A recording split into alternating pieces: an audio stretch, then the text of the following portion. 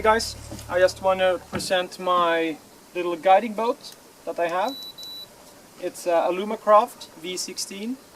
It's a little more than 5 meters long, 180 wide, and you can see it's very stable even if I'm jumping around. I use this when I have guests, up to maximum 3 fishing guests in the boat at the same time. If it's fly fishing, it's optimal with 2 fly fishermen, and one can do spin fishing in the middle if you want to mix it up, no problem at all.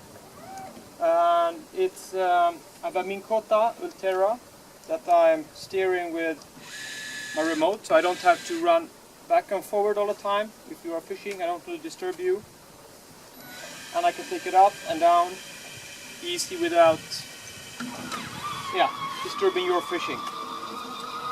And a 20 horsepower Mercury 4-stroke. Very good. I don't need to use so much gasoline. We have enough with speed for our fishing in our small lakes. Here's a lot of room with the 2 casting decks. One casting deck in the back and one in the front, where you can pack all our stuff in together. So we have free spaces for our fishing gear and fly lines and so on, depending on what we are fishing. Or for our trophy fish, when we want to have it on the unhooking mat or take a photo. Perfect.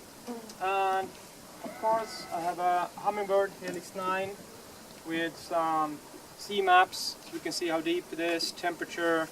I make my own maps for the lakes where there is none, and up here there is none, so I make my own. Very good.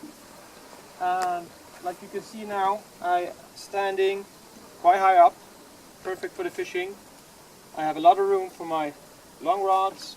I have my big bags full of fishing gear, my landing nets, and still a lot of room. Perfect. I like it, and it's very light. And because when we are going in for fishing in any of the waters here, there is no very good ramps. Everything is natural ramps, like sand, through the forest and so on. So this boat that is very light, it's under 200 kilo with the motor, a little more because we have the 210 ampere batteries,